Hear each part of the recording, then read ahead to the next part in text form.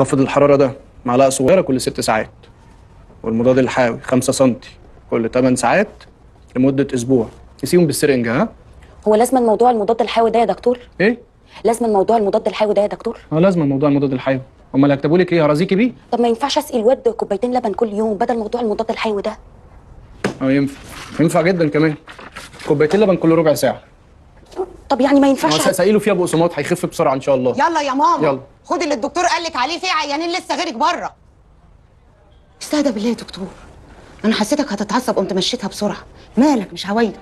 انا تعبت في بلدكم دي يا مس حلميه، كل حاجه محتاجه تفسير، محتاجه تبرير، مفيش حاجه سالكه خالص. اعمل لك قراوي قبل ما ادخل الحاله الثانيه؟ شوفي رايحه فين يا مس حلميه، شوفي رايحه فين، سيبيني لوحدي معلش.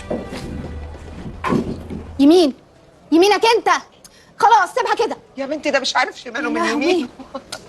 بعد ما تخلص نظافه هنا تطلع تشوف لي المدخل يا فالح.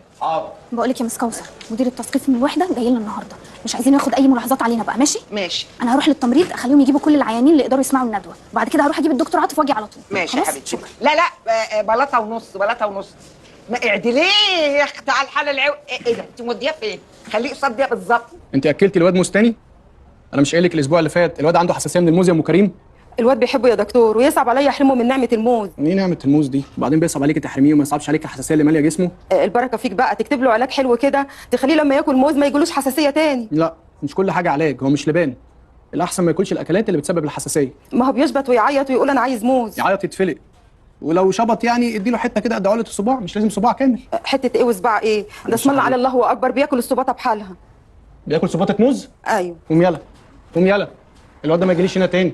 لو جالي بحساسيه موز انا مش هعالجه، هعمل لك محضر في الاسم عدم تعرض ليه وليا احنا الاثنين. تشكر يا دكتور. ما انا لازم اشكر. برقي لي يا ام كريم. ها استنيني بره. استهدى بالله يا دكتور.